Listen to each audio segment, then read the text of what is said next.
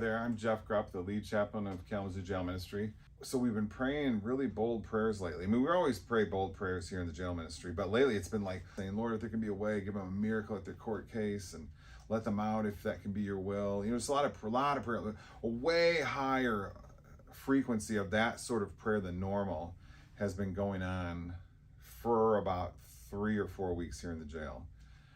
And usually, you know, I'll remember those kind of prayers. My wife and I'll pray at home, more for the inmates and so forth. And, you know, we see a lot of that answered, huge amount.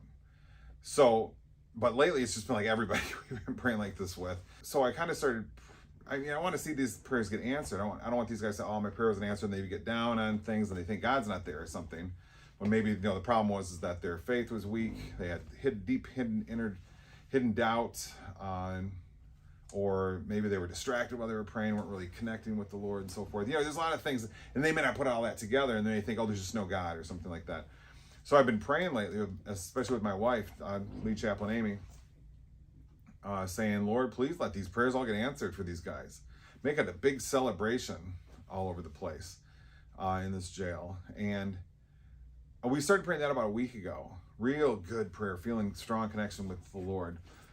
And I would say, I think it was on Wednesday. I'm saying this Friday afternoon at the jail here.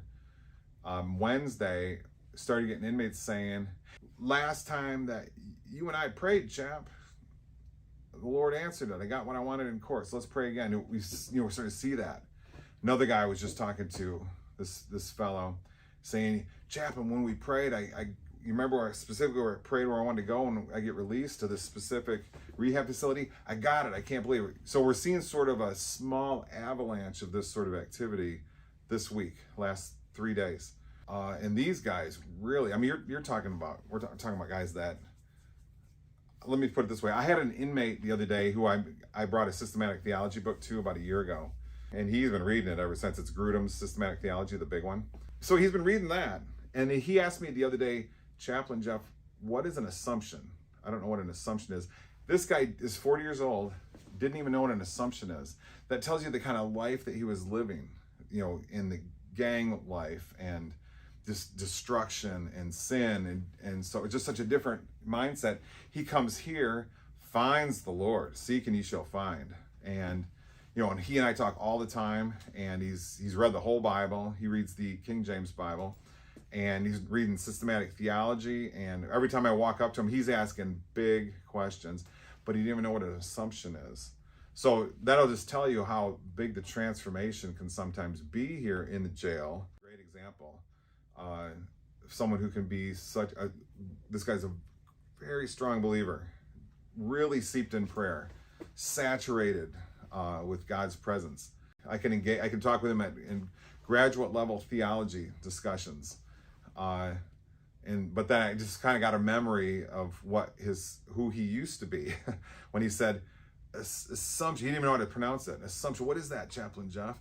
And we had to go through it and look it up in the dictionary and everything. It's just amazing where that's who he was and now who he is. So if you do have the capacity, please donate to us. For example, somebody just gave us money to buy 100 copies of Oswald Chambers' My Utmost for His Highest, because we want to have that our main devotional in this jail. That was about 4 weeks ago, and we've implemented it in the jail, and a lot of inmates are really feeling pushed by that daily devotionals. And the inmates, I had one just telling me an hour ago saying, we read through the devotional for the day. We had to sit in ourselves for a half hour trying to figure out what it meant.